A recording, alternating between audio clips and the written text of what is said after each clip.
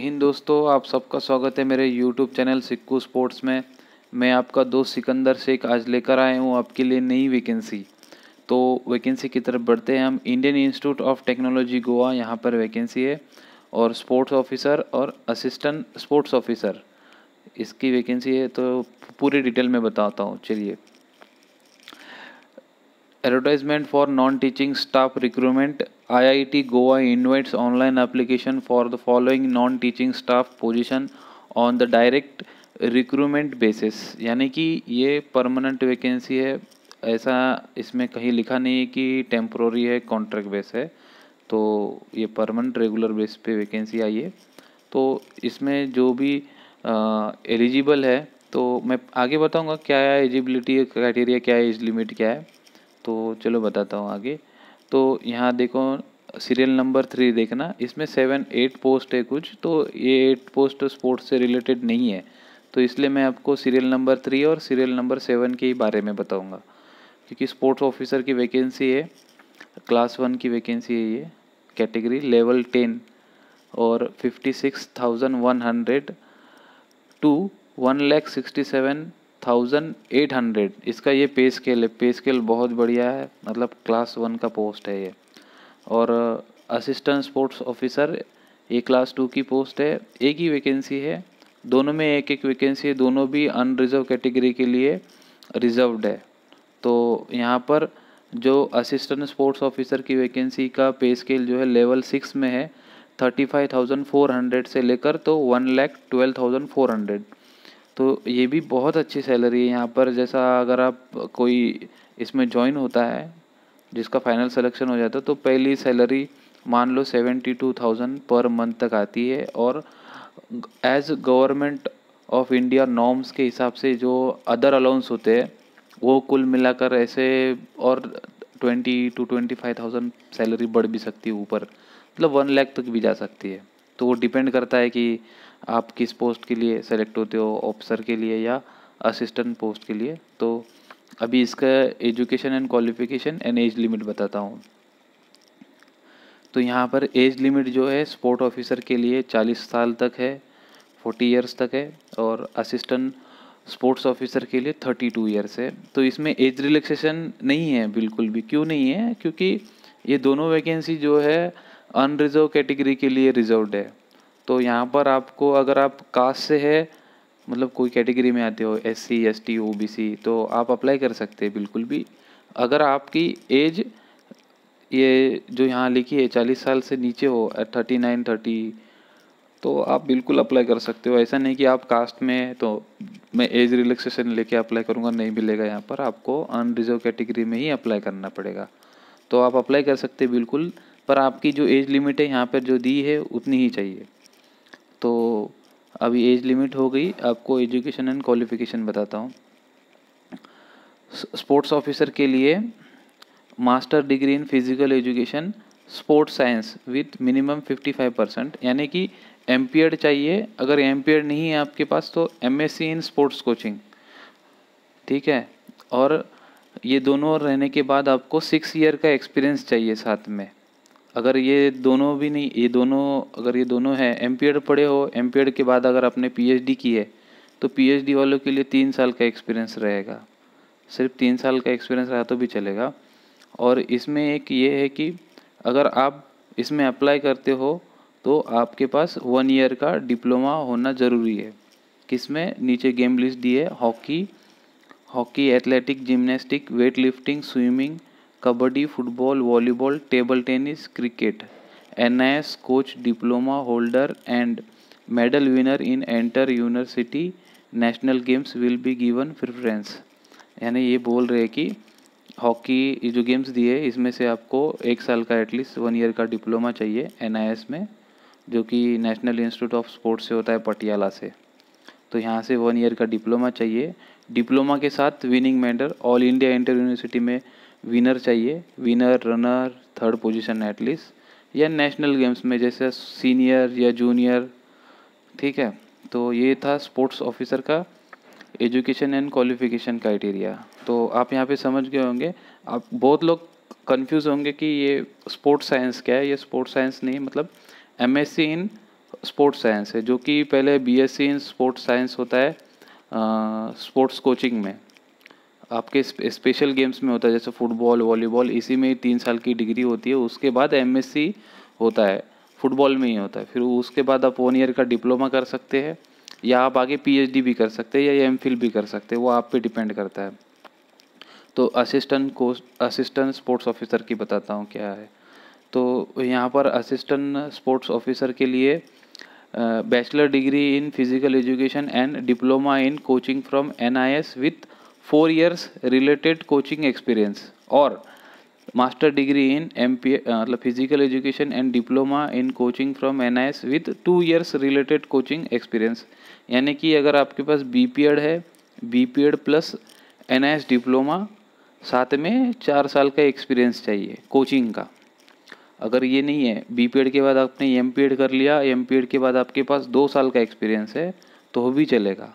पर यहाँ पर एक कंडीशन ये है कि coaching experience in game list दी है, basketball, badminton, lawn tennis, cricket, table tennis, football, athletics, और साथ में बोला है कि आपने रिप्रेजेंट करना जरूरी है स्टेट और national level in any about field. अभी देखिए, जिसका डिप्लोमा होता है, जो एनआईएस डिप्लोमा पास होता है ना, तो वो बंदे के पास एटलीस्ट 2 नेशनल रहते ही रहते हैं, क्योंकि डिप्लोमा में एडमिशन तभी मिलता है अगर आपने ऑल इंडिया इंटर यूनिवर्सिटी 2 बार रिप्रेजेंट किया है, नहीं तो सीनियर नेशनल में 2 बार या जूनियर में 1 बार, ऐसे कुछ एजिबिलिटी क्राइटेरिया है और डिप्लोमा में एडमिशन लेने का। तो जिसके पास ये फुलफिल क्राइटेरिया होता है वही इसके लिए एलिजिबल होता है डिप्लोमा के लिए। और जिसने डिप्लोमा किया है, तो ये नीचे जो बोला है कि कोचिंग एक्सपीरियंस इन basketball, table badminton, lawn tennis, cricket, table tennis, football, athletics, और रिप्रेजेंटेड एट स्टेट और national will be given preference, ऐसा लास्ट में भी लिखा था और यहाँ पे भी। यहाँ पर तो इन अबाउ फील्ड में आपने रिप्रेजेंट करना ज़रूरी है। तो आप समझ ही गए होंगे कि जिसने डिप्लोमा किया है तो ये उसके पास पार्टिसिपेंट का सर्टिफिकेट होता ही होता है। तो इसका एजुकेशन क्वालिफिकेशन का यहाँ पर सब खत्म हो गया। मैं आगे आपको बताता हूँ अप्लाई कैसे करना है। How to apply, online fill करना है आपको, ये ऑनलाइन है। आप www.iitgoa.ac.in यहाँ पर जाकर इसको आप ऑनलाइन अप्लाई कर सकते हो। इसकी लास्ट डेट 26 सितंबर है, याद रखना 26 सितंबर इसकी लास्ट डेट है। और आपको सारे एजुकेशन क्वालिफिकेशन के जो सर्टिफिकेट है आपके ऑल मार्कशीट के साथ वहाँ पर अपलोड करना पड़ेगा।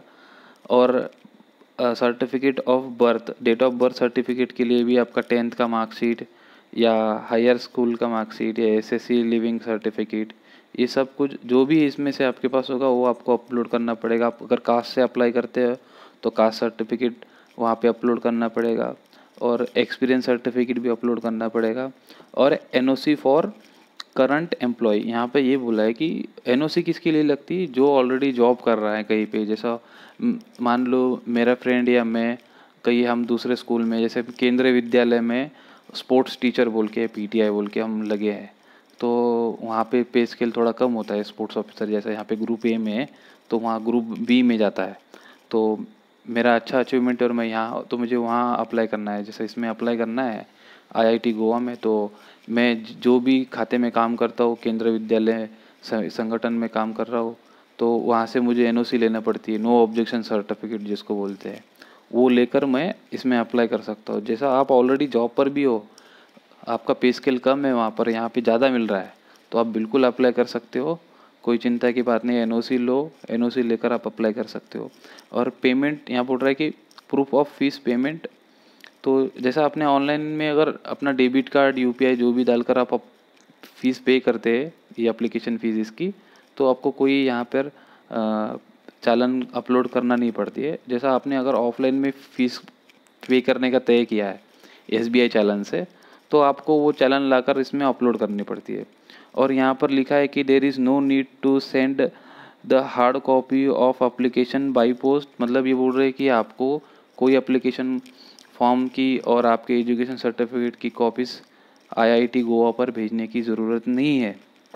सारे कुछ जो भी ऑनलाइन आपको पीडीएफ में अपलोड करना है। जब आप फॉर्म फिल करते समय आपको जो जहाँ जहाँ मांगते हो वहाँ वहाँ फिल करना है, ठीक है। अगर आप इनकम्प्लीट एप्लीकेशन फॉर्म भरोगे तो वो कंसिडर नहीं होगा और रिजेक्ट हो जाएगा और वो आगे के प्रोसेस में काम नहीं आएगा। तो इसलिए आप पूरा फॉर्म अच्छे से भरना, आधे में मत छोड़ना, ठीक है। नहीं समझ में आता है तो